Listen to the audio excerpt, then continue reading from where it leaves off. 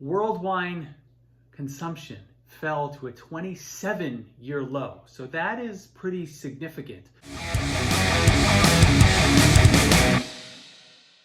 Hey, welcome back to Drink It In. I am your host, Chris Cassara. We are here to help you know more and drink better. And I just read a very disturbing article about wine consumption in Decanter magazine.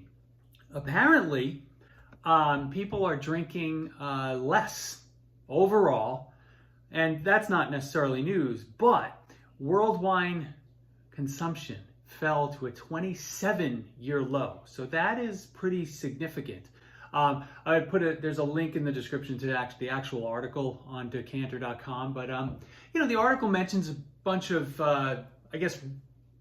acceptable reasons, right? Inflation.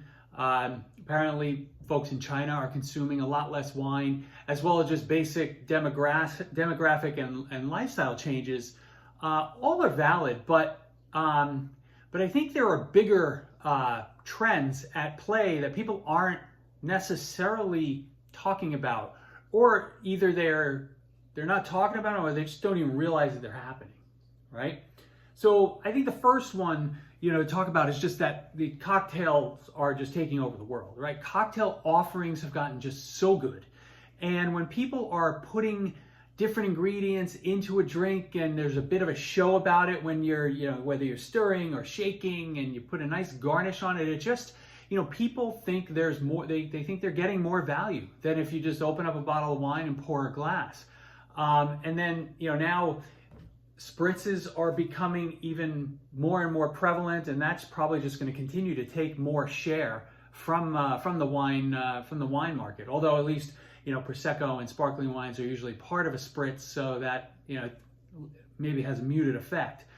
I think another thing that people need to talk differently and think differently about is that wine continues to be thought of as something that needs food, and that in the aggregate, right? It's not necessarily fun. It's not necessarily easy, just simple to drink on its own. It's sort of like wine is part of a meal. And I think we need to move beyond that, but I think it's having a real impact on the consumption levels. A couple of other things, at least around the wine in the US, it's too complicated. You need too much knowledge to actually pick a decent glass of wine. Wine in restaurants, by the bottle, it's just too expensive. Prices need to come down. This is just one man speaking, but this whole antiquated, 3-tier system where you have, a wine that you could buy on the store shelves, it's 3 to 5 times more expensive if you're having it in a restaurant. That margin has to compress. And then last but not least, non-alcoholic alternatives are just exploding all over the place, and they're taking share, right? You have, there are really good products, like whether it's something like Seedlip that is actually doing, non-alcoholic alternatives for that you would use to make, like as if you were making a cocktail.